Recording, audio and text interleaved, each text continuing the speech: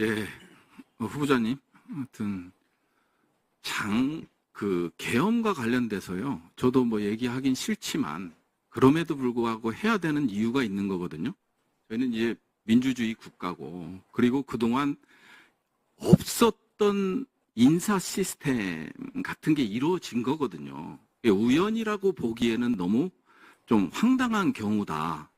그래서 2017년 계엄 문건과 인사 시스템적으로 너무 유사하게 가고 있다라는 입장이거든요. 뭐 말씀드리자면 뭐 합동수사단장부터 시작을 해서 계엄 건의를 할 수 있는 행안부 장관, 국방부 장관, 그 다음에 777 사령관 역시도 서울에 보시면 아시겠지만 도감청을 특수정보를 위주로 하고 하다 보니까 이게 지금은 북한과 관련된 특수정보를 취급하고 있지만 이게 국내적으로 돌아섰을 때는 이제 서울에 보면 영화에 나왔던 거와 같이 통신이 전부 이렇게 인터셉트 되는 그런 현상들도 일어나고요.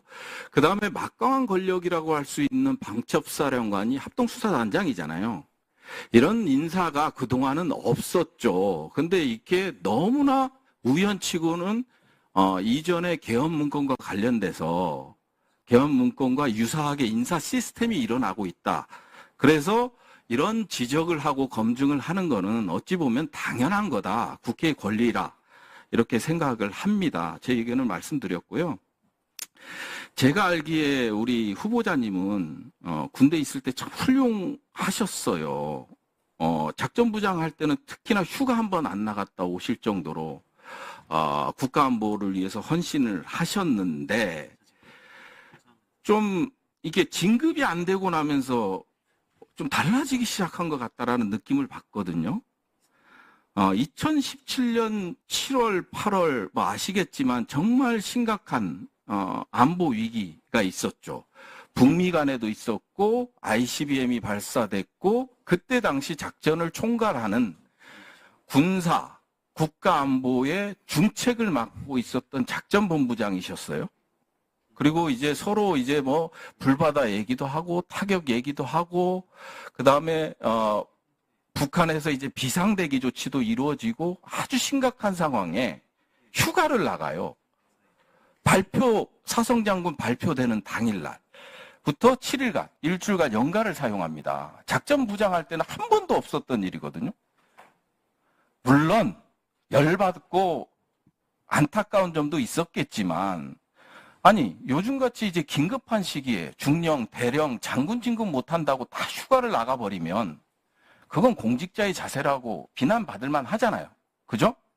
그리고 대장 진급이 안 됐다고 이 한반도 안보, 국가안보를 총괄하는 작전본부장이 이렇게 엄중한 시기에 휴가를 나간다는 게 저는 그동안의 행위, 그리고 장남께서 결혼하실 동안에도 안 나갔던 휴가를 그때 나갔던 거에 대해서는 좀 이해가 안 되는 부분이고요. 공직자 윤리만 하더라도 그래요.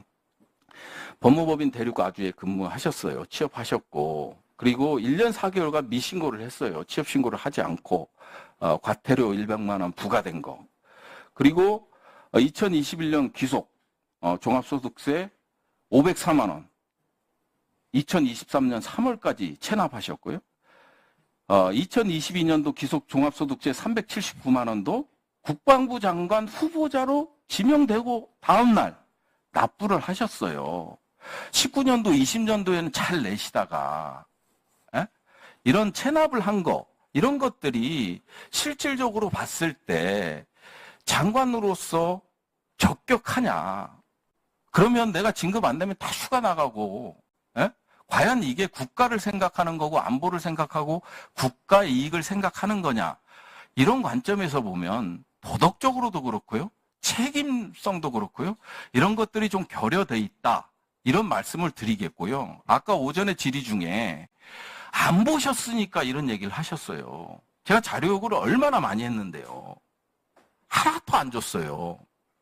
이따 보충 질의 때 할 텐데 한 개의 자료도 안 주셨어요. 그래서 국회에서 청문회 자리에서 안 보셨으니까 이게 말이 됩니까?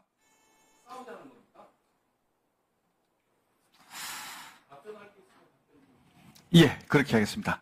우리 의원님 말씀 존중합니다. 하지만 이게 계엄 문제와 관련해서는요, 여러 가지 말씀을 해주셨는데, 지금 이런 우리 대한민국의 상황에서 과연 계엄을 한다 그러면 어떤 국민이 과연 이게 용납을 하겠습니까? 그리고 우리 군에도 따르겠습니까? 저는 안 따를 것 같아요, 솔직히. 그래서 이런 계엄 문제는 지금 시대적으로 좀 안 맞다. 저는 그렇게 생각하거든요. 그래서 너무 우려 안 하셔도 될 것 같다 하는 말씀을 올립니다. 네네네. 글쎄, 그것은 하여튼 그렇습니다. 제 생각은. 네. 그 다음에 이제 이게 개인적인 문제를 가지고 말씀하셨는데, 진급이 안 돼서 휴가를 나갔다.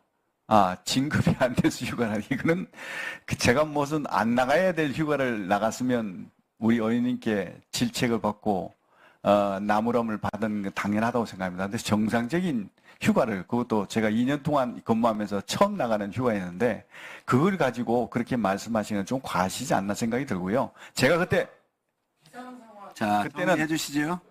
부의원님, 이따가 제가 또 그때는요, 질의를 드릴게요. 미사일 발사가 없었을 때입니다. 그래서 제가 휴가를 명령을 냈지만 의장께서 안 나가겠다는 거 밀어내서 출근시키지 못하게 해라, 작전본부장. 그렇게 해서 밀려서 나갔거든요. 그렇지만 제가 휴가 기간 중에 어디 안 가고 집에서 대기했습니다. 후보자님, 하나 좀 여쭙겠습니다. 합참의 작전본부장이 임기가 몇 년인가요? 임기가 정해진 건 없습니다. 그럼 몇 년 근무하셨나요? 저는 2년을 했습니다. 2년 통상 1년 하는데. 휴가를 한 번도 안 쓰셨습니까? 네, 여러 가지 엄중한 상황 고려해서 제가 못 쓰다가 마지막에 제가 한번 썼는데, 그럼 거기에 대해서 그때는 이제 북한의 미사일 발사나 이런 것들이 없었기 때문에 그 사이 마지막에 쓰신 건가요? 그렇습니다. 네, 알겠습니다. 네. 그리고 이제 공직자 윤리와 관련해서 말씀하셨는데, 대륙아주에 대한